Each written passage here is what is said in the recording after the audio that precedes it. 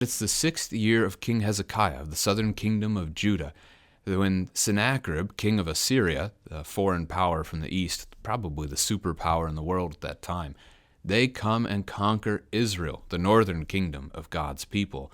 That's 722 BC.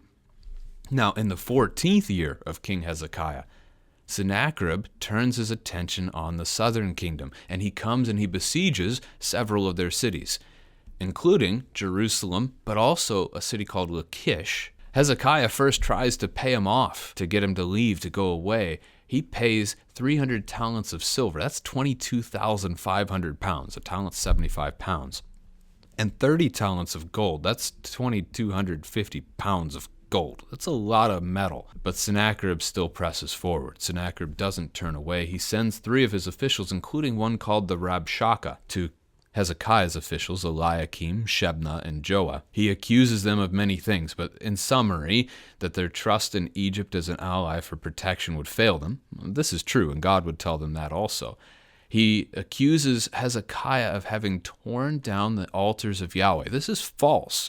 Hezekiah has not torn down God's altars, but as a faithful king has been tearing down the fake altars of the false gods that his father before him had been setting up. He offers to put, the Rabshakeh does, to put before Hezekiah horses, a large number of horses, if Hezekiah can put riders on them. Israel really hasn't done horse warfare before, cavalry. That's not their thing. So he doesn't have trained men for this, so it's an empty gift, right?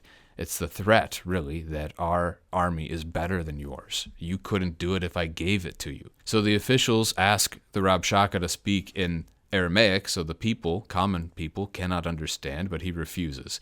And then the fullest taunt comes in verses 32 through 35, as essentially the Rabshakeh says that as all these other nations' gods could not protect them, neither can your God protect you. In fact, he kind of makes Yahweh sound like the weakest God of all. So what happens? As Hezekiah goes into the temple and prays before God, as Hezekiah hears the word from Isaiah the prophet, well, God says that he will respond. God says he will send the Assyrians home and that he will make them fall by their own sword. And that happens.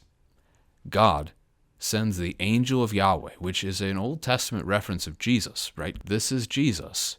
The angel of Yahweh goes out to the Assyrian camp in the middle of the night and strikes down 185,000 soldiers. Jesus judges.